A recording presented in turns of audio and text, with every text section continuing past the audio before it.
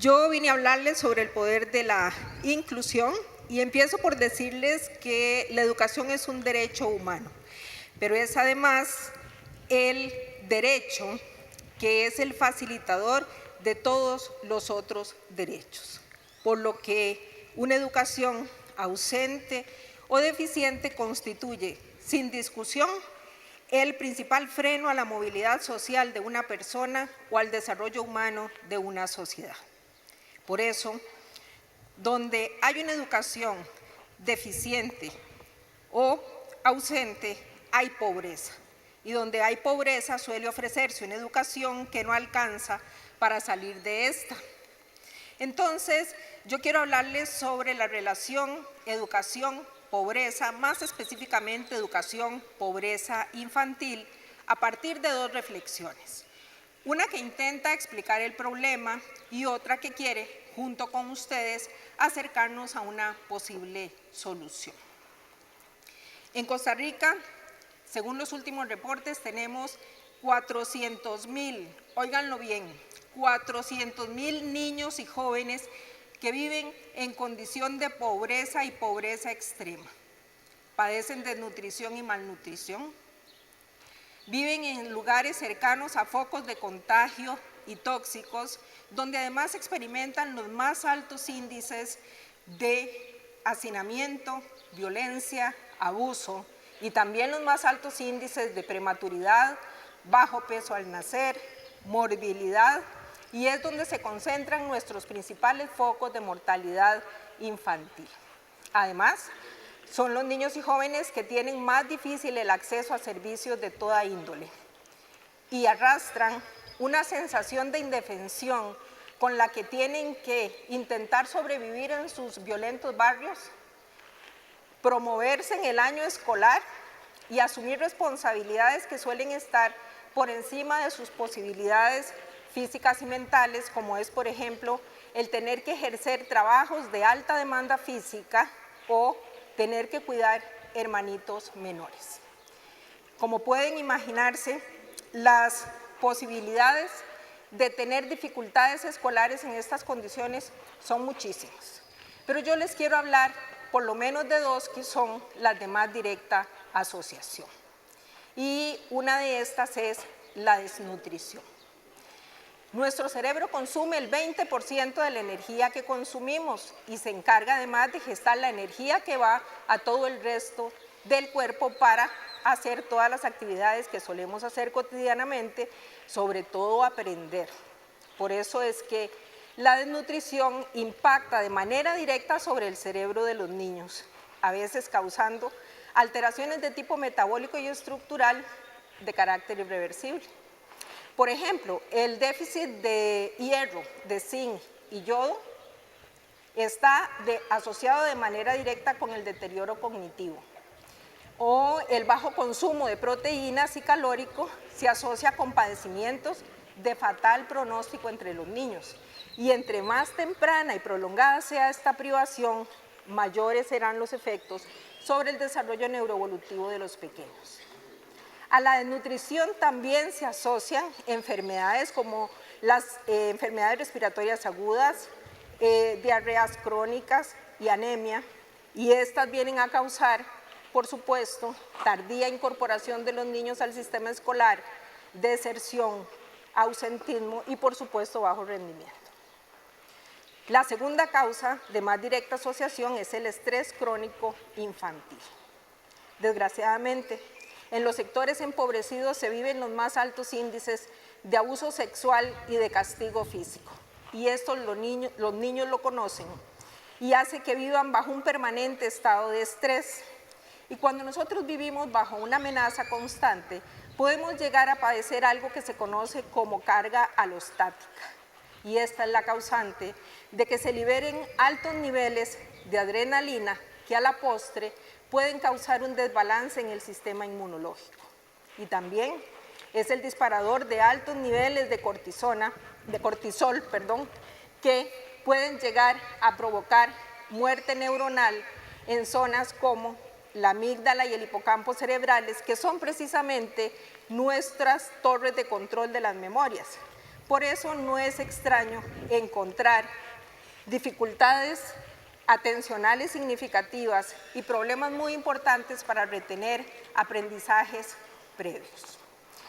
Todas estas circunstancias se suman a las enfermedades recurrentes y también a una especie de comportamiento a la defensiva que presentan estos niños, que suele interpretarse como indisciplina, por la cual vienen a recibir un castigo que se suma cíclicamente a los castigos que reciben ya sin razón y que todo esto los empuja de manera inminente hacia el fracaso escolar. Entonces, un niño que vive en estas circunstancias posiblemente llegue a ser un joven y un adulto en similares condiciones. Por eso es que decimos que es en la niñez cuando se establece la transmisión generacional de la pobreza. Y por eso es que cualquier país que aspire a ser un país desarrollado, a lo primero que debe acudir es a acabar con la pobreza infantil. Y aprovecho entonces este momento para pasarme a la segunda reflexión que les traigo, y es cómo podríamos ustedes y yo intentar buscar una solución para esta situación. ¿Cómo podríamos convertir nuestros centros educativos en verdaderos centros de protección y desarrollo para nuestros niños? Y aquí a lo que apelo es a que miremos dentro de nuestro propio metro cuadrado y pensemos, ¿qué está haciendo cada uno y cada una con su poder ciudadano para liberar a nuestros niños del encierro crónico y perverso de la pobreza infantil? Y no solo por ellos y su presente, sino por ustedes mismos, sus hijos y su futuro. A lo que apelo es a que ejerzamos algo parecido a lo que el Papa Francisco llama la misericordia de las buenas ideas. Y ahora veamos cómo. Creo que hasta aquí estamos de acuerdo en que la educación es el principal canal de movilidad social. Pero para que la educación impacte realmente a la pobreza infantil, no puede ser cualquier educación. Tiene que ser una educación que se ofrezca con equidad, con calidad y con sostenibilidad. Y es ahí cuando hablamos entonces de la educación inclusiva. ¿Por qué? Porque una escuela inclusiva es aquella que garantiza a todos y cada uno de sus alumnos, sean cuales sean sus características, el acceso, la permanencia y el alto logro escolar.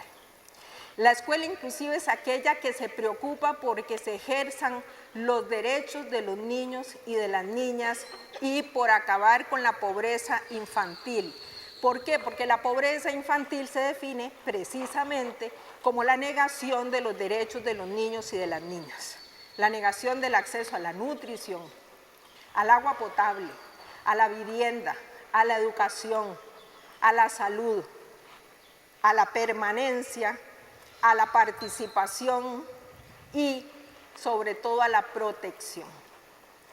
Una escuela inclusiva es aquella que mide su calidad no por una carrera irracional, excluyente, por conseguir de manera individual las más altas calificaciones. Carrera que, créanme, socialmente no lleva a ninguna parte. Es la escuela que mide su calidad por su capacidad de sacar de la exclusión personal y social a todos y cada uno de sus estudiantes.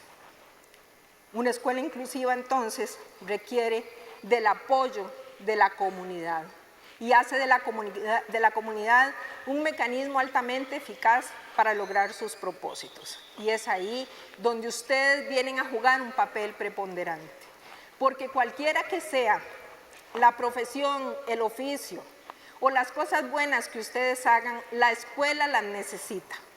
Y está comprobado científicamente que la participación eficaz de los voluntarios actúa, impacta de manera directa y positiva el rendimiento escolar de los niños y la formación de valores. Y eso ustedes lo pueden encontrar en cualquiera de los relatos científicos sobre buenas prácticas de educación inclusiva en el mundo. Y aprovecho entonces para contarles una experiencia muy cercana. hace unos años se acercó al programa de educación especial de la UNED, donde trabajo, un grupo de maestras líderes de una escuela del este de San José que atiende a 600 niños procedentes de un precario con dificilísimos problemas sociales. La principal preocupación de estas maestras era la ausencia prácticamente total de las familias en la escuela y el bajo rendimiento de los niños. La escuela era fea, oscura, triste, descuidada. Los niños se veían infelices, los maestros se veían agobiados y nos pusimos a pensar cuál puede ser la mejor manera de ayudar a esta escuela. Y se nos ocurrió que lo que podíamos hacer era mediar la autoevaluación de esa institución y ayudarles a identificar cuáles eran sus principales necesidades, además de ayudarles a definir cuáles podían ser posibles proyectos viables de conseguir a un quinquenio plazo para resolver en alguna medida la situación. Eso fue todo lo que nosotros hicimos. Lo demás todo lo hizo el centro educativo con la participación invaluable de la comunidad. En año y medio, nada más, teníamos una escuela completamente distinta. La condición y la calidad nutricional del comedor cambió, la disposición de las áreas para la recreación aumentó, se abrió la entrada de la luz solar y se modificó la oferta didáctica para que fuera más participativa y colaborativa. La escuela se abrió a la comunidad ofreciendo capacitación a las familias para que pudieran monitorear más cercanamente el desarrollo de sus hijos. Además, se ofreció esta capacitación sobre todo a las futuras madres para que cuando sus bebés lleguen a la escuela lo hagan en mejores condiciones que lo hicieron sus hermanitos mayores. Los niños se veían felices, los maestros más dispuestos para enseñar. Y cuando entonces se reunió el personal para analizar cuáles podían ser las razones de este cambio, todos estuvieron de acuerdo en que el papel de la comunidad fue fundamental, que sin ellos nunca hubieran encontrado la punta de la madeja y no hubieran sabido cuál era el camino a seguir. Entonces, y por esto, señoras y señores, es un imperativo ciudadano que nos enrolemos en escuelas de esta naturaleza y que con nuestras mejores ideas, manos y voces declaremos responsablemente el fin de la pobreza infantil en Costa Rica, precisamente aquí, en el país más feliz del mundo, donde 400,000 niños difícilmente comparten esa felicidad. Muchas gracias.